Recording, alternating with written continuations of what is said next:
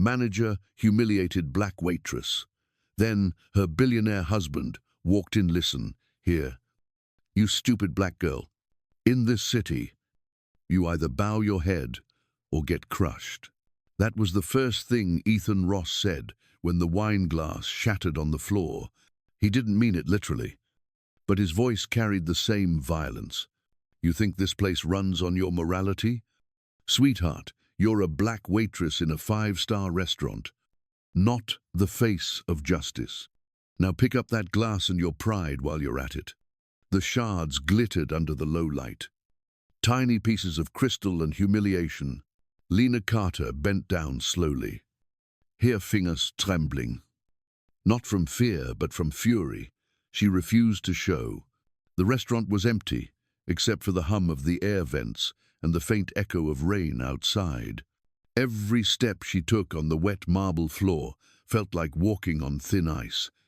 Ethan towered behind her, reeking of whiskey and arrogance. He grabbed her arm, yakking her up.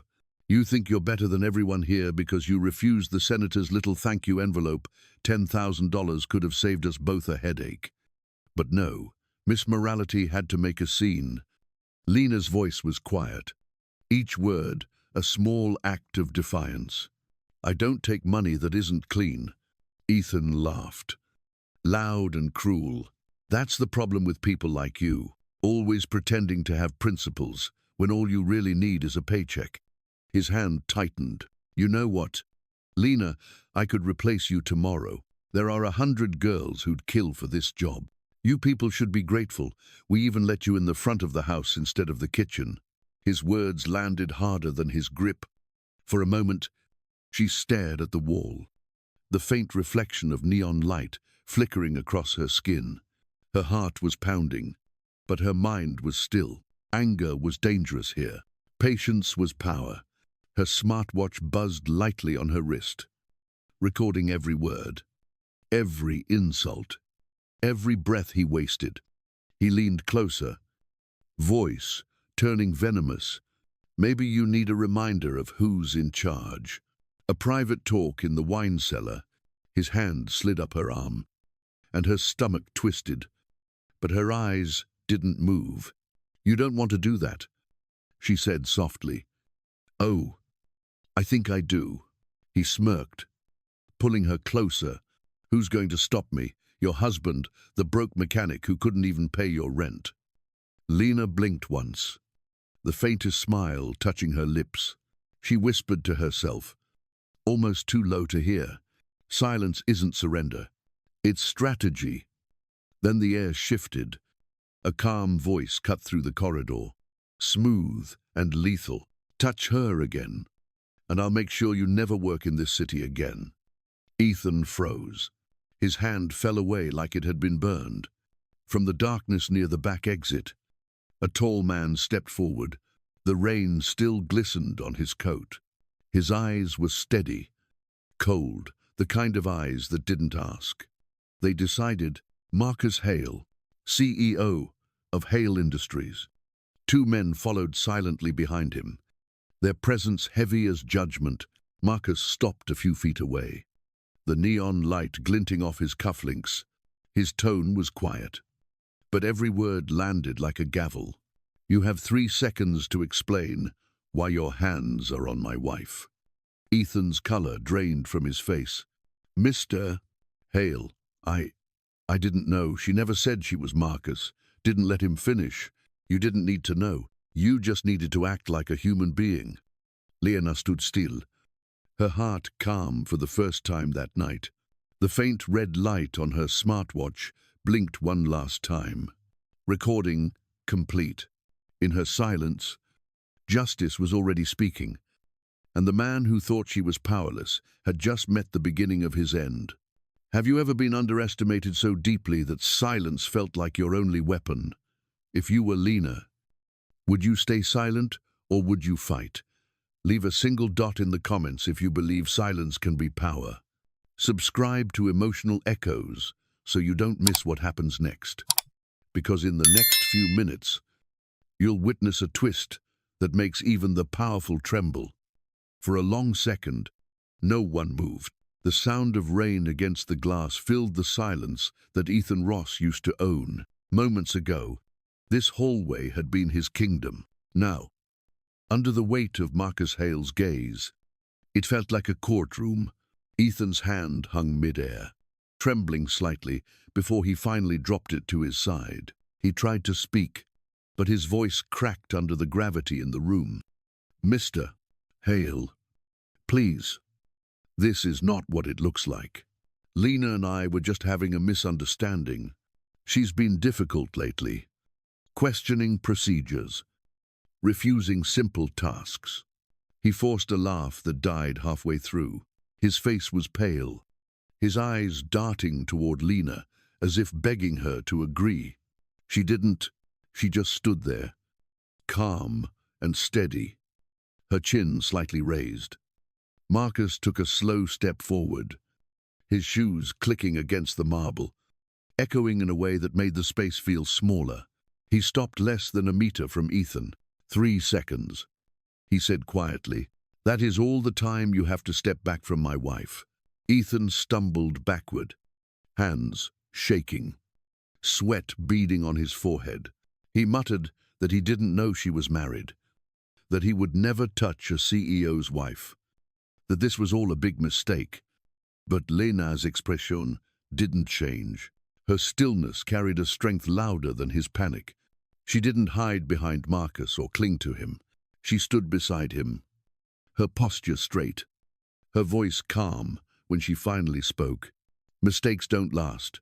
2 years. Mr. Ross, you've made a career out of them." The words hit harder than any threat. For 2 years, Ethan had cut her pay whenever she spoke up, forced her to scrub floors, while customers watched, whispered racial slurs under his breath. Certain she was too desperate to complain, she had endured every humiliation in silence, turning each one into data, each insult into evidence. Her mind flickered with those memories now, not as pain, but as purpose. The night he called her a charity case, the afternoon he told her she didn't belong on the service floor because the guests preferred lighter faces. Each moment had built something inside her, a kind of quiet steel. She realized that his cruelty had done what kindness never could. It had prepared her. Ethan tried again, his voice desperate. "I was just following orders. You know how it is. Some clients expect special treatment. I was protecting the restaurant's reputation." Marcus didn't blink. His tone was calm, almost polite. But the silence around it was dangerous. Protecting the restaurant by assaulting an employee, that's creative management. Ethan's lips trembled. He started to explain, but Marcus cut him off with a slow, measured stare. "You've spent years teaching your staff lessons in obedience and fear." He paused, letting the words hang heavy in the air. "Congratulations, Ethan. You just taught your last lesson as a manager." Lena's breath left her chest, like a quiet victory. She didn't smile. She didn't need to. The look in Ethan's eyes said everything. His power was gone. The same silence he had mocked for years had finally devoured him. For a long second, no one spoke. The air felt heavy, alive with something bigger than fear. Ethan's eyes darted from Marcus to Lena, like a man watching the walls of his own world begin to crack. Lena took one quiet breath, steady but not cold. Inside, her heart was pounding not from panic, but from the weight of finally telling the truth she had carried for too long. She spoke with the calm of someone who had rehearsed this moment in silence for months. "For 6 months, she said, I have been recording everything. 43 audio files, 29 videos, 91 documents. Every lie, every bribe, every insult you thought no one would hear." Ethan's face twisted in disbelief, his mouth parting without sound. You're lying," he stammered, the words trembling more than his hands. "You're just a waitress." He took a shaky step back, as if the distance could protect him from her words. Lena didn't move. Her voice softened, but her gaze stayed firm. I am a waitress who listens, a waitress who sees what others choose to ignore. For the first time, Ethan's knees buckled. He reached for the wall. Trying to steady himself, his breath came shallow, almost ragged. The man who had spent years commanding fear suddenly looked small beneath the weight of his own reflection. Lena felt a flicker of pity, the kind that comes not from weakness, but from understanding. There had been nights she almost stopped when she stood in the break room, her phone hidden under the counter. Terrified that one wrong move could destroy everything, she remembered wiping down a table with trembling hands, forcing herself to smile as Ethan bragged to a senator 2 feet away. Fear had lived under her skin like a heartbeat, but she had learned to breathe through it. Because silence, when chosen, was not submission, it was strategy. Ethan tried again, his voice cracking. This is impossible. You set me up. Lena's reply came quiet, steady. No, you set yourself up. I only gave your words a mirror. Marcus's gaze was calm, almost clinical. You think you've been in charge, Ethan, but you were just background noise in a story she was already writing. For the first time, Ethan saw her not as a waitress, not as an employee, but as the author of his downfall. His lips trembled, searching for an argument that didn't exist. The silence that followed wasn't empty. It was justice taking its first breath. The silence that followed Lena's confession felt endless. The only sound came from the faint hum of the refrigerator and the soft ticking of the wall clock. Steady and cruel, Ethan stood motionless, his chest rising too fast, eyes darting toward the exit that no longer felt like an escape. Lena turned slowly toward the black briefcase resting near the counter. Her hand trembled not from fear, but from the echo of every night she had carried that weight home, pretending it was just paper. She set it on the steel table, the click of the latch slicing through the air. Ethan flinched at the sound. Inside, the contents were neat, almost beautiful in their precision folders, labeled by date, each page clipped, cross-referenced, and color-coded. Judgment, organized and ready. The air around them shifted as Lena spread the files open, one by one. The first folder revealed photos, printed receipts, and transcripts of whispered conversations. Ethan's breath grew shallow when he saw familiar names stamped in ink: Senator Whitmore, Judge Elkins, Councilman Reeves. Names that once gave him power now turned into signatures of his ruin. His hands began to shake. Sweat pooled at the base of his neck, running beneath his collar. His vision blurred, the edges of the room dissolving into shadow. He stumbled back, words tumbling out in broken gasps. You can't have those names. They'll destroy me." Marcus's tone was almost gentle, the kind of calm that frightened more than shouting. "No, Ethan, they'll destroy themselves. You'll just be left standing in the light when the smoke clears, alone." Lena's fingers brushed over the next page, stopping at a printed transfer slip. For a moment, her mind slipped back to the night she recorded it. The same night her hand had trembled so hard she almost dropped the phone. She could still feel the cold sweat between her fingers, the terror that someone might notice the faint red light on her watch. But she kept filming, because truth, she'd learned, was worth the risk. Ethan's breathing turned ragged. "I didn't mean for it to go this far," he said, voice breaking. "I was just following orders." Lena's gaze was steady, her tone calm, almost kind. "Orders don't make cruelty necessary. They only make it easier." She reached for the audio recorder and pressed play. Ethan's laughter filled the room, the kind of cruel, careless laugh that had once made her hands clench in her apron. Now it was evidence. He listened to himself mocking employees, bragging about money under the table, calling her a charity case. His knees weakened. Marcus watched in silence. The man who once barked orders now looked like he was shrinking inside his own suit. Lena looked at him one last time, her voice low but final. "You once told me I should be grateful for this job. Be grateful. Ethan, be grateful I only recorded audio. If I had filmed what you did, you wouldn't just lose your job, you'd lose your name." The recorder clicked off. Ethan sank into the nearest chair, his hands covering his face.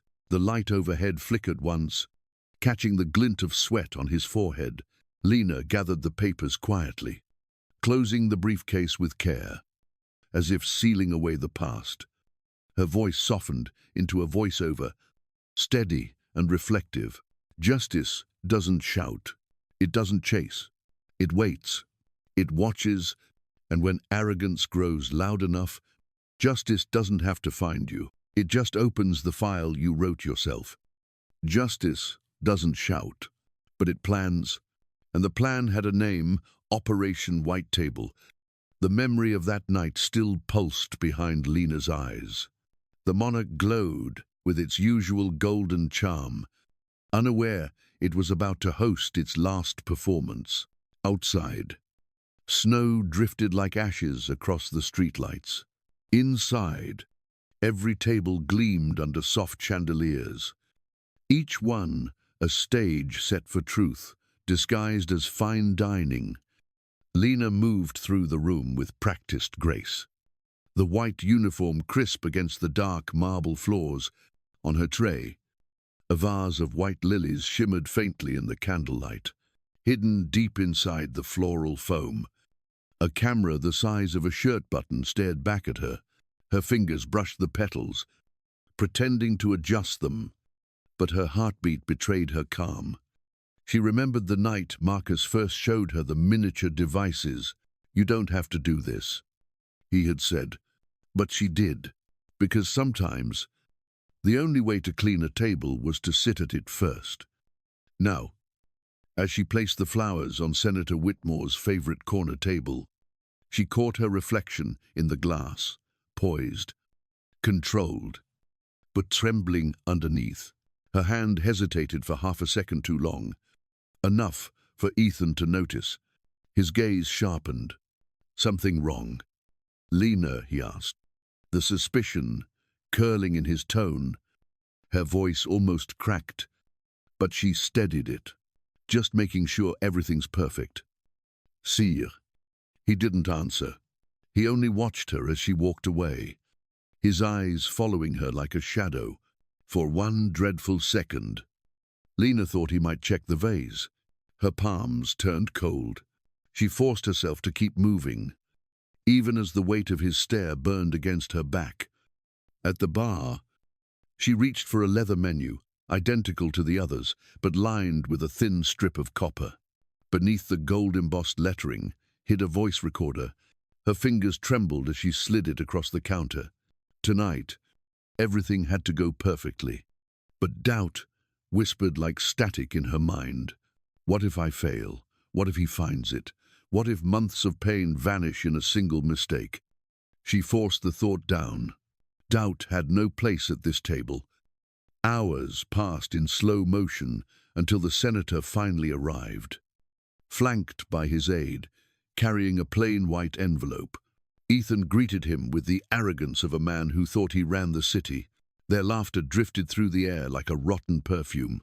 Lena wiped a spotless glass, pretending not to hear, though every word sank into her memory. When the envelope slid across the linen, her watch vibrated a silent signal from the agents hidden among the guests. Cameras in the lilies, microphones in the menus, federal eyes in every reflection of that gilded room. But just as Ethan reached for the envelope, one of the waiters tripped nearby, a tray clattering to the ground. The sound jolted him. He froze, his hand halfway across the table. For an agonizing moment, Lena thought the illusion would break, that the senator would notice the unnatural stillness. the pattern of eyes, watching him. Hier pulse hammer. Then Ethan exhaled, smiled, and took the envelope. $10,000, caught in 3 angles, 2 recordings, and the quiet triumph of one invisible woman. Across the room, Lena met Marcus's eyes from where he sat, disguised as a guest. He gave a faint nod, the kind that said, "It's done." Her breath trembled, but a small smile found her lips. Every insult had led her here. Every humiliation had become a line of evidence. The woman Ethan once called invisible had just made herself unforgettable.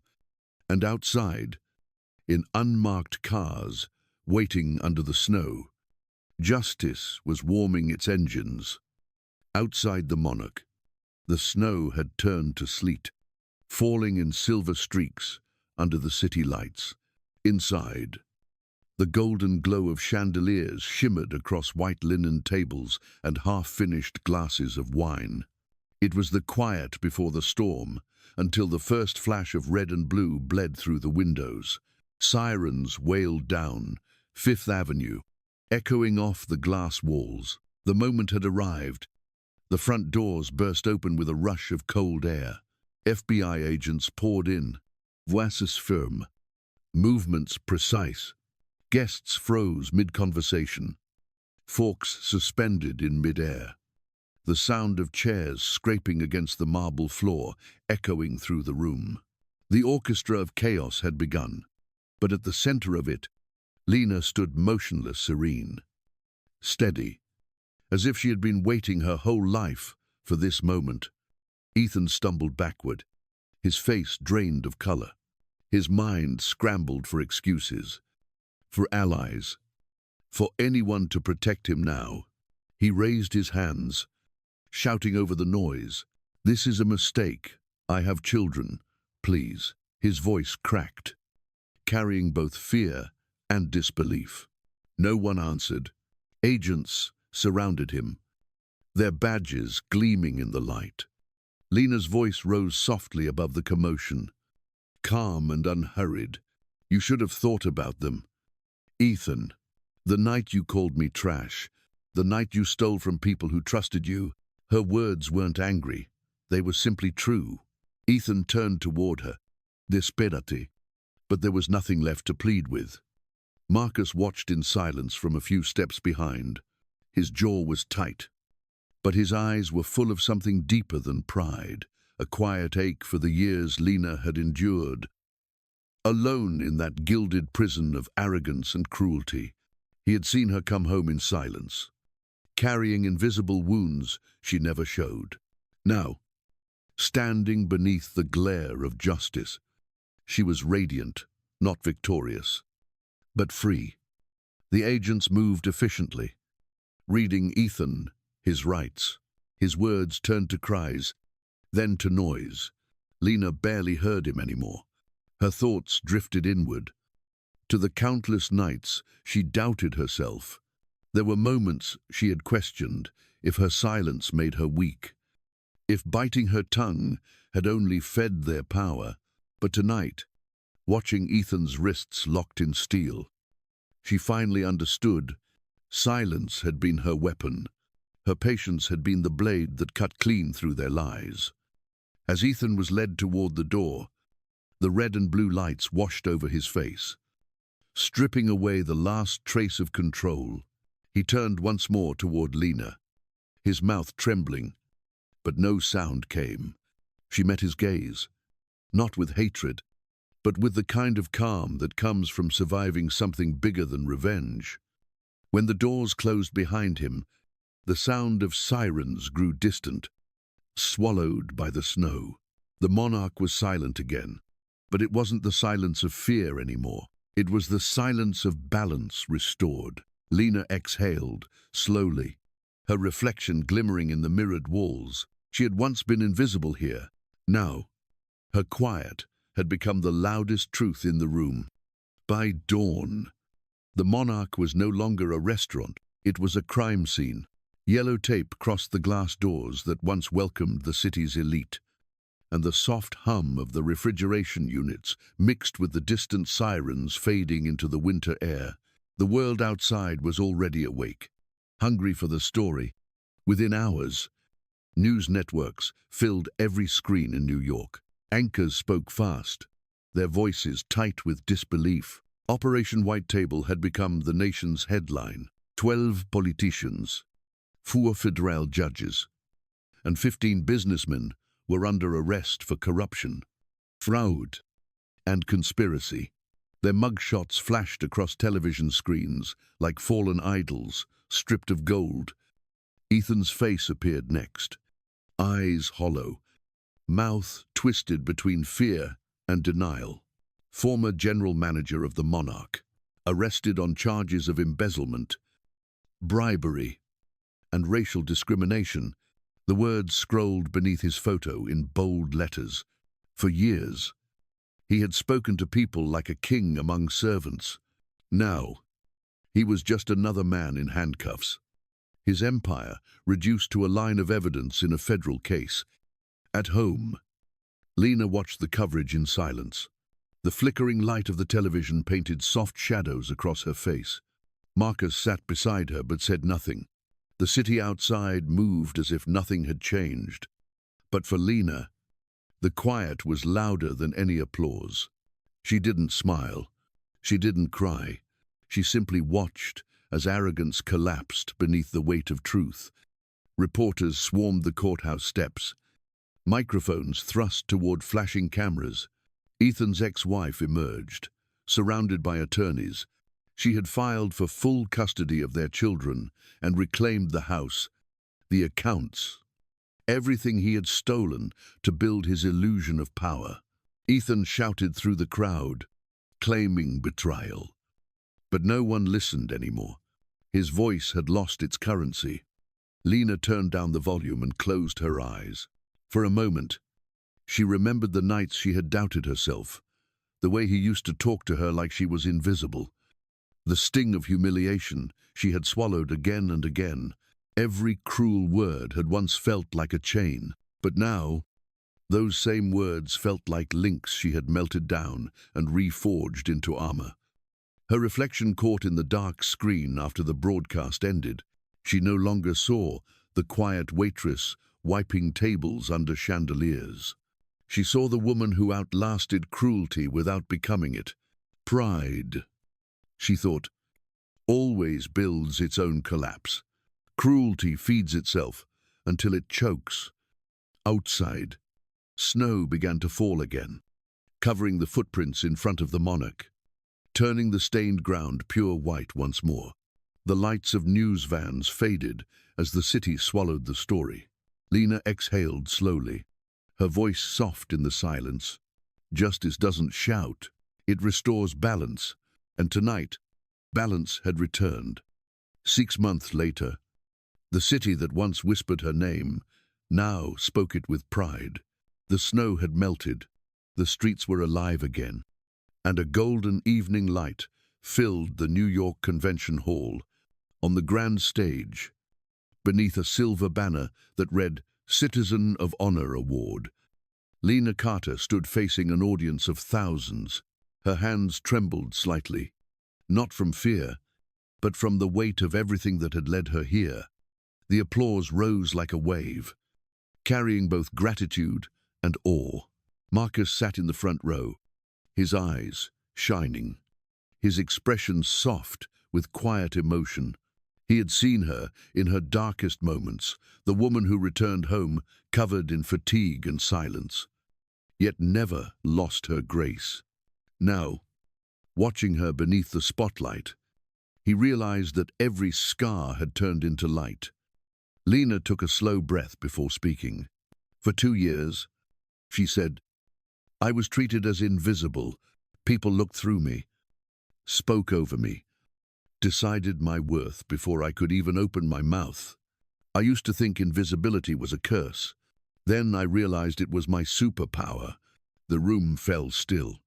Her voice carried warmth, steady and grounded when they couldn't see me. I saw everything when they ignored my voice. I learned to record theirs. And when they tried to erase me, I learned to write my own story. Tears filled Marcus's eyes as the audience rose to their feet in applause. Cameras flashed, but Lena didn't pose. She simply bowed her head, humbled by the sound of hearts, recognizing her truth. She wasn't celebrating revenge. She was honoring resilience, the kind that quietly rebuilds the world after it breaks. A few days later, the Monarch reopened under a new name, the Phoenix. The walls were repainted white, the chandeliers restored, and a plaque near the entrance read, "Integrity reborn here." Lena stood outside with Marcus, looking through the glass at the tables, now filled with laughter and hope. It was no longer a place of power, it was a place of promise. As the sun set, golden light reflected on the restaurant's new sign. Marcus took her hand and whispered, "You didn't just expose corruption, you built a new standard." Lena smiled, the corners of her eyes glistening. "Every ending," she said softly, "is just the beginning of something cleaner." The months after the Phoenix reopened felt like watching spring return to a city that had forgotten warmth. Lena no longer walked through halls of marble and whispers. Instead, she moved through classrooms, auditoriums, and offices filled with young voices hungry for change. Her story had become more than justice. It had become a blueprint for transformation. The Carter Hale Foundation for Ethical Justice began in a small rented space near Manhattan's West End. Within a year, it grew into a network employing over 400 people: investigators, lawyers, educators, and counselors. Their mission was simple: to protect those who couldn't protect themselves, to train eyes that saw beyond privilege, and to rebuild systems from the inside. Each day, Lena visited the offices with a quiet pride, greeting every intern as if they were family. She remembered what it felt like to be invisible, and she was determined that no one under her guidance would ever feel that way again. At Harvard, she stood behind a wooden podium, sunlight spilling through tall windows as students filled the lecture hall. The subject on the board read, "Applied Ethics and Strategic Invisibility." Her voice carried across the room, soft yet steady, speaking of patience as power, documentation as truth, and silence as strategy. The young faces before her listened, not with pity, but with reverence. They were learning not just from a professor, but from a survivor who had rewritten the playbook of justice. Letters poured into the foundation daily, handwritten notes from women across the country. One said, "I was afraid to speak, but your story gave me courage." Another read, "Thank you for proving that quiet strength is still strength." Lena kept each letter in a wooden box by her desk. On the days she felt the weight of the world creeping back, she opened it and remembered why she had started. The Carter Act passed the following year, requiring every major corporation to undergo anti-discrimination and ethical audits every 2 years. It was named not for power, but for principle. When asked about it during an interview, Lena smiled and said softly, "True justice doesn't punish. It teaches." As evening fell, Lena stood by the window of her office, watching the city glow under the fading sun. Her reflection merged with the skyline, a reminder that she was now part of something far greater than herself. Her voice, calm and sure, lingered in the stillness. "I did not seek revenge. I rewrote the rules." A year after the Carter Act became law, the city lights below Manhattan glimmered like constellations reflected in glass. Lena stood backstage at the United Nations headquarters, her hands resting on a folded copy of her speech. The world had changed since that cold winter at the Monarch, but in her heart, she still carried the weight of that night, the silence, the fear, the decision to fight without shouting. When she stepped to the podium, The hall quieted. Delegates from dozens of nations turned their eyes toward her. Behind her, the emblem of the world glowed faintly in blue light. Lena began, her voice calm, but filled with conviction. There was a time when I thought the only way to be heard was to speak louder. But now I know the best revenge is not destruction. It is to build something so great that those who doubted you spend a lifetime regretting it. Her words lingered in the air like a promise. The audience leaned forward, not out of curiosity, but respect. She spoke of rebuilding systems with compassion, of giving power to those long ignored, of teaching the next generation to see silence not as weakness, but as wisdom. For the first time, her message was not about pain, it was about purpose. Marcus watched from the first row, his eyes reflecting pride and peace. Around them, the morning sun began to rise over the East River, spilling through the tall windows in soft gold. The light touched Lena's face as she concluded. Justice, she said, begins not in courtrooms, but in hearts that refuse to stay blind. Applause rose slowly, then swelled like a tide. Yet Lena did not bask in it. She simply smiled, the kind of smile born from closure, not glory. In her final voiceover, her tone softened, carrying the weight of every moment that had shaped her. I used to serve wine in the dark. Now, I serve the light. The screen fades to white, her voice echoing in the background. Have you ever been underestimated? How did you rise above it? If this story touched you, comment below. I choose light. Share it with someone who needs hope tonight. And if you believe in stories that heal and awaken, subscribe to Emotional Echoes, where every story reminds us that light always finds its way back. Thanks for listening.